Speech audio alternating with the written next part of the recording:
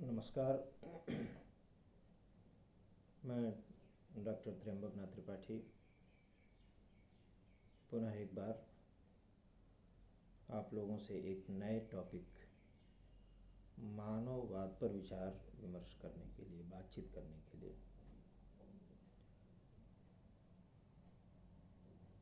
आपके समक्ष प्रस्तुत हूँ। मानववाद जैसा कि इस पारिभाषिक शब्द से ही ज्ञात है कि इसमें इस अवधारणा में मानव केंद्र में है।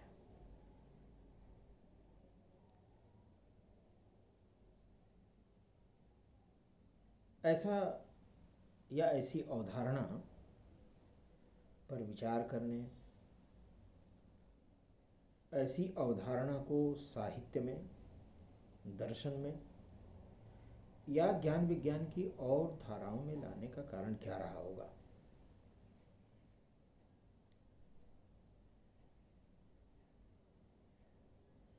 जबकि इस पूरी समूची सृष्टि में मनुष्य अपनी केंद्रवर्ती भूमिका में है, फिर भी मानववाद जैसे अवधारणात्मक पद की जरूरत पड़ी, मानववाद जैसी दृष्टि की आवश्यकता पड़ी।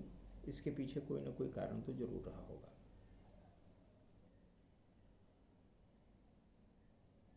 इस पर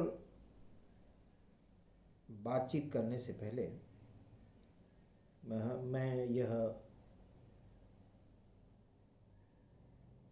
बताना चाहता हूँ कि समूचे ज्ञान को देखने की दो दृष्टियां हैं, भारतीय दृष्टि और पाश्चात्य दृष्टि। भारतीय दृष्टि में तो मानववाद जैसी कोई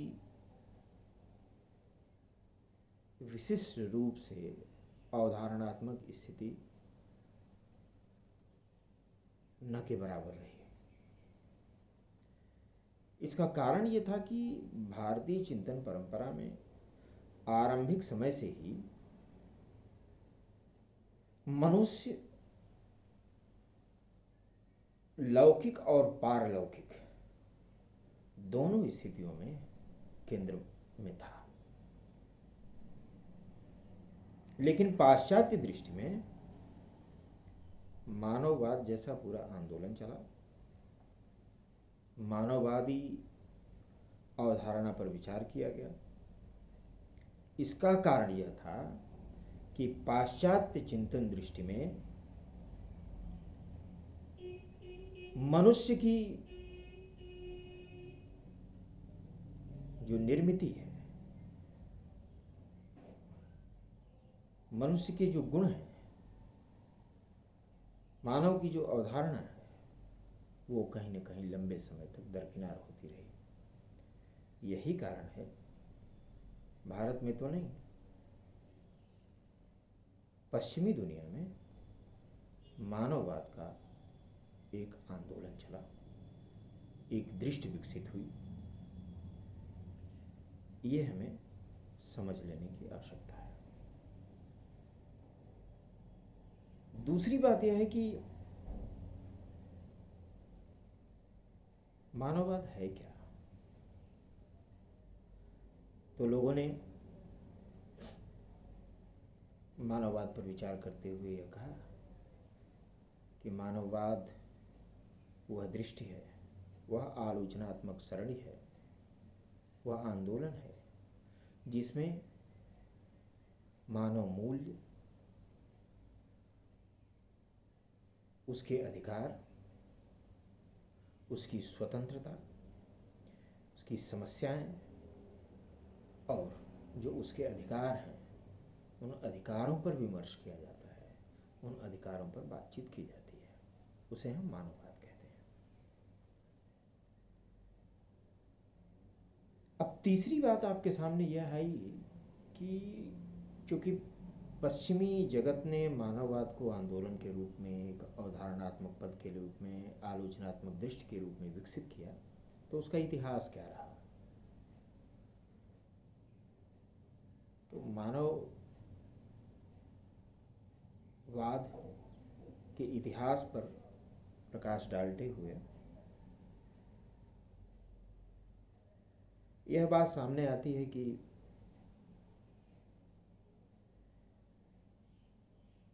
फ्रांसिस्को पेट्रॉर्क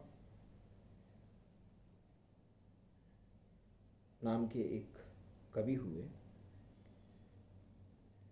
इतालवी मूल के।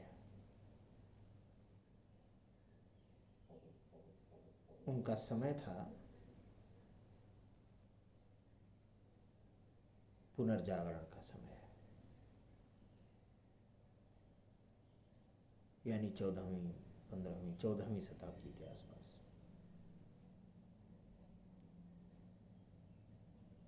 उन्होंने उस समय की तमाम ऐसी व्यवस्थाओं को देखा जिसमें आदर्श तो हैं, बौद्धिकता तो है, नियम कानून तो हैं, लेकिन उस बीच से मनुष्य गायब है। इसलिए उन्होंने कहा, सबसे पहली बार उन्होंने बात उठाई कि इस समाज में मनुष्य की बड़ी भूमिका है, इसलिए मनुष्य हमारे चिंतन के केंद्र में होना चाहिए, और मनुष्य के जो सृजनशील गुण हैं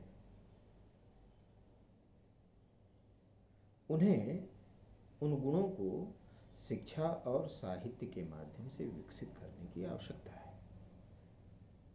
जब तक हम उन गुणों को विकसित नहीं करेंगे, मनुष्य अपने अधिकारों की पहचान करने में, अपनी स्वतंत्रता की पहचान करने में सक्षम नहीं हो सकता।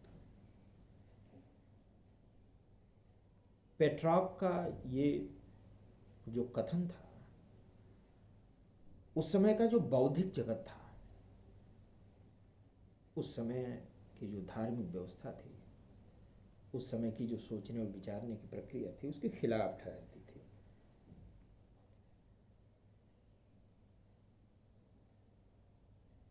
क्योंकि जो धार्मिक व्यवस्थाएं थी उसमें तो ये कहा जा रहा था, ये संसार नश्वर है, बेकार है, कुछ भी नहीं है। लेकिन पेट्रॉर्क ने जो मनुष्य की महत्ता को स्वीकार करने की बात की, उसमें यह स्पष्ट दिखाई देने लग रहा था कि वह संसार के महत्व को, मनुष्य के महत्व को, समाज के महत्व को समझना चाहता है और लोगों को समझाना चाहता है। इसीलिए फ्रांसिस्को पेट्रॉर्क को मानववाद का जनक भी कहा गया, मानववाद का पिता भी कहा गया।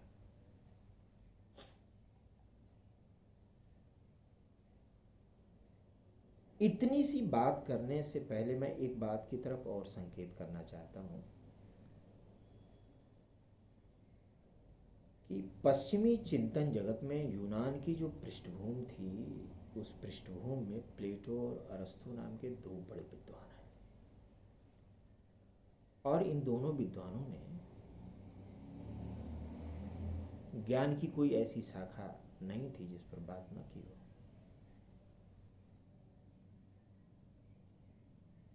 और लगभग लगभग अरस्तु की मान्यताएं सर्वस्वीकृत थीं,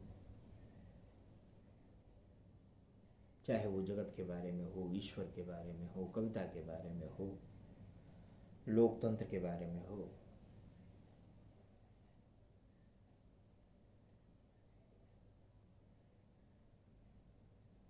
सब एक तरह से स्वीकृत थे उसकी विचारधारा। 1214 से 1292 के बीच में एक विद्वान हुआ जिसका नाम था रोजर बेकन। रोजर बेकन ने, चूंकि ये मूलतः वैज्ञानिक थे, साइंटिफिक माइंड सेटअप था इनका।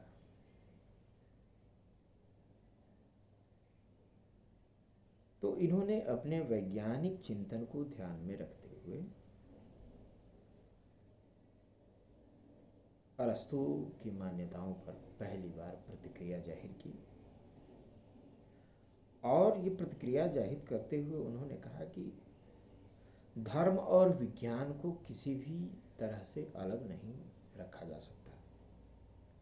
धर्म और विज्ञान एक दूसरे के विपरीत नहीं है, दोनों एक दूसरे के सहवर्ती हैं, दोनों एक दूसरे से परिभाषित होते हैं, दोनों एक दूसरे से ऊर्जा ग्रहण करते हैं, दोनों एक दूसरे के आनुषंगिक हैं, दोनों में कोई अंतर नहीं होना चाहिए, दोनों में किसी तरह के वैपरीत्य का भाव नहीं होना चाहिए।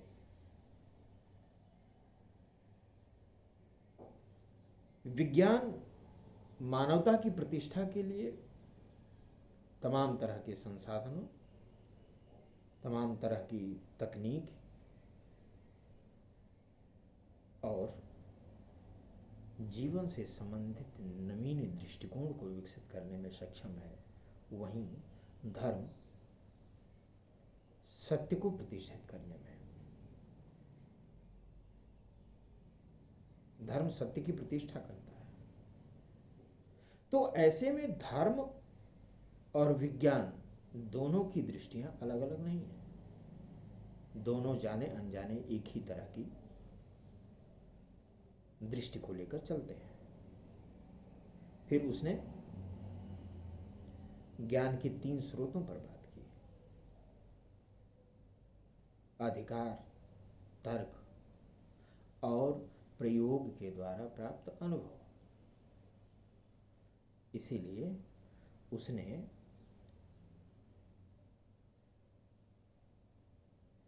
तार्किक साहित्य, तार्किक दृष्टिकोण की प्रतिष्ठा पर ज्यादा बल दिया।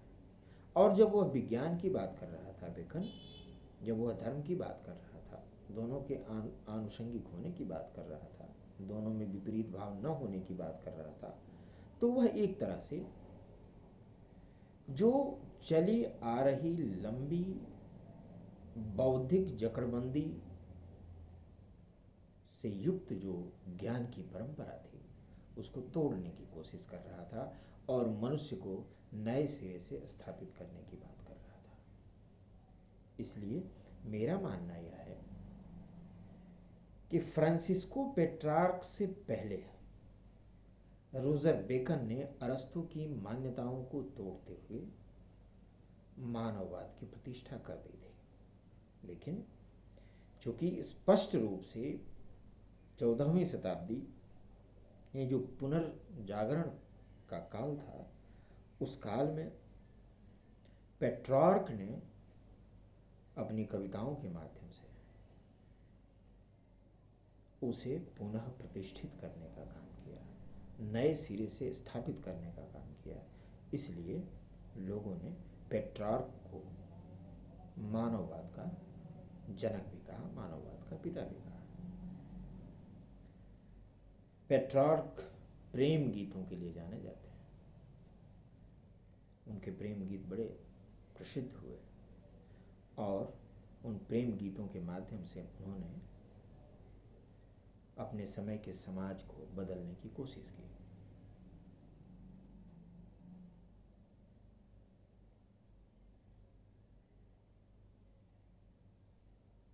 ये पूरा का पूरा मसला मानववाद की उत्पत्ति, मानववाद की जो पृष्ठभूमि है, उसके रूप में है। यूरोप का जो पुनर्जागरण है, उसमें मानववाद की महत्वपूर्ण भूमिका है। कुंतुस्तुनिया का पतन और प्राचीन साहित्य की खोज की गई, उसकी भूमिका, विश्व बंधुत्व, भाईचारा, सौहार्द, इस पर बात की जाने लगी। यही तो मानववाद के मूल में है। तो इस पुनर्जागरण की जो स्थिति बनी उस स्थिति में मानववाद की भूमिका महत्वपूर्ण है।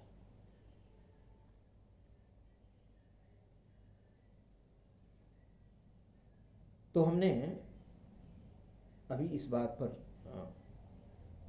देखा कि मानववाद है क्या, मानववाद की पूरी पृष्ठभूमि क्या है, और मानववाद की प्रतिष्ठा में रोजर बेकन और फ्रांसिस्को पेट्रार्क की क्या भूमिका रही, उस पर हमने विचार किया। और उसके बाद कुछ लोगों ने मानववाद की कुछ परिभाषाएं दी, उन परिभाषाओं को भी हम देख सकते हैं।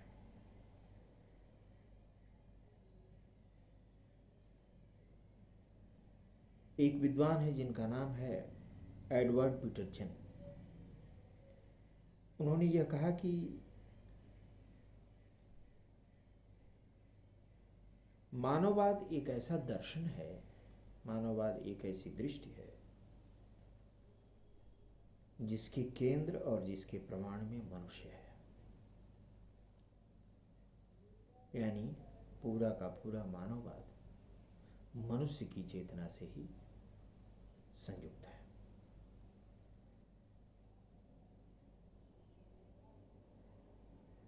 प्रोफेसर कार्लिस मेलान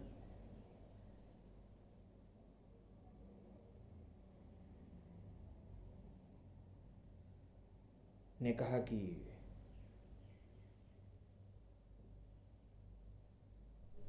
मानवजात की जो सृजनात्मक शक्तियां हैं, उन शक्तियों का विकास करना ही मानववाद की मुख्य भूमिका है।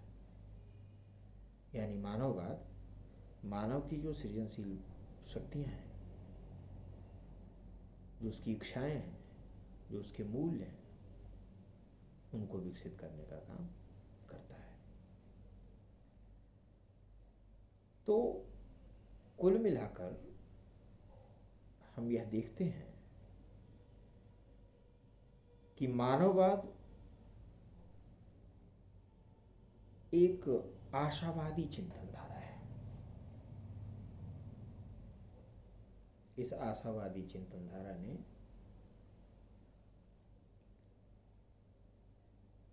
चली आ रही परंपरा में मनुष्य की उपेक्षा को दूर करते हुए मनुष्य को नए सिरे से स्थापित करने का प्रयास किया। मानववाद दरअसल जहां एक तरफ आशावादी चिंतन धारा है, वहीं मानववाद एक तरह से बुद्धिवादी चिंतन धारा भी है। बुद्धिवादी कहने का मेरा अभिप्राय यह है कि मनुष्य ने अपनी बुद्धि को केंद्र में रखा। मनुष्य ने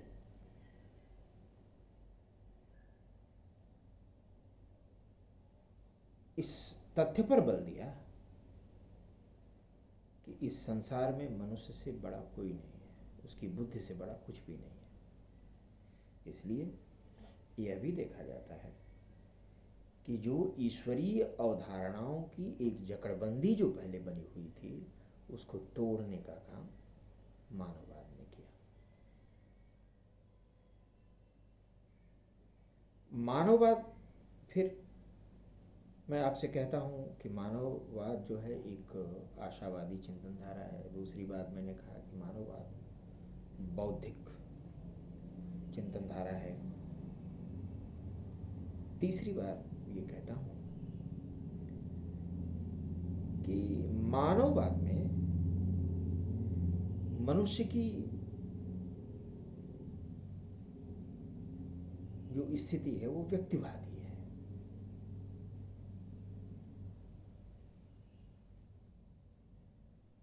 यानी जो स्वयं की स्थिति है उस पर विचार करना मानववाद का लक्ष्य है। और जब वह व्यक्तिवादी है तो उसी के साथ मानववाद की तीसरी विशेषता भी आती है कि मानववाद यथार्थवादी है। मानववाद में यथार्थ की बड़ी भूमिका है। तो आशावाद, बौद्धिकता, व्यक्तिवादिता, व्यक्तिनिष्ठता, और उसके बाद जो है उसमें जो अंतिम बात आती है वह ये है कि मानववाद में जो मनुष्य की स्वतंत्रता है, मनुष्य की जो अधिकार है, मनुष्य की जो आंतरिक क्षमता है, वह विकसित करने की बात इस मानववाद में हम लोगों के सामने आती है।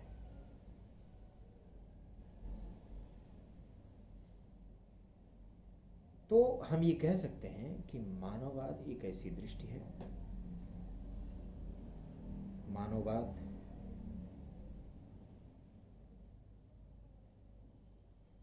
एक ऐसी सरणी है, एक ऐसा अवधारणात्मक पद है जिसमें मनुष्य की जो पूर्ण अनुभूति है उसको केंद्र में रखा जाता है।